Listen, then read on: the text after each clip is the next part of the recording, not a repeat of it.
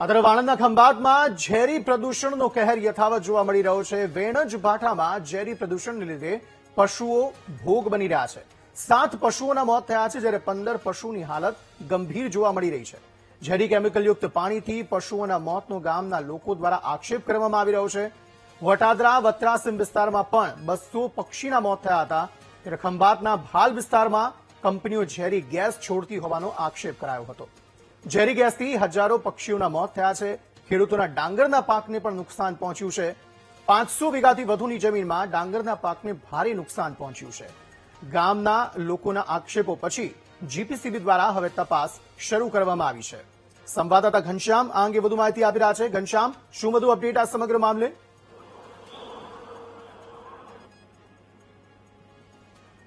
જી ઘનશ્યામ, ખંભાતમાં જે રીતે કેમિકલ ફેક્ટરીઓ દ્વારા બેફામ પ્રદૂષણ કરાઈ રહ્યું છે તેને લઈને લગભગ 3 દિવસ પહેલા વત્રા તેમજ વટાદરામાં નુકસાન થયું હતું, પક્ષીઓના મોત થયા હતા। હવે જે વૈણજ વિસ્તાર છે ત્યાં જે દરિયાઈ પટ્ટી છે તે વિસ્તારમાં ઝેરી કેમિકલ એટલે કે સોખણા જીઆઈડીસી માંથી ઝેરી કેમિકલ ચલવાતું હોય દરિયામાં, જેને લઈને જે પશુધન છે તે ત્યાં ચરવા જતું હોય છે અને સાથે સાથે ત્યાં પાણી પીતું હોય છે, જેને લઈને હવે આજે 3 દિવસમાં લગભગ 4 થી 5 જેટલા પશુઓના મોત થયા છે, જ્યારે 15 જેટલા જે દુધાળા પશુ છે તેમ જે હાલત છે તે ગંભીર થઈ છે। એટલે કહી શકાય કે પ્રદૂષણને લીધે જે પશુધન છે સાથે સાથે માનવ જીવન છે તેમજ ખેતી પાકને વ્યાપક નુકસાન થઈ રહ્યું છે, ત્યારે હવે ગુજરાત પોલ્યુશન કંટ્રોલ બોર્ડ આ અંગે પગલાં ભરે તેવી અહીંના લોકોની માંગ ઉઠે છે।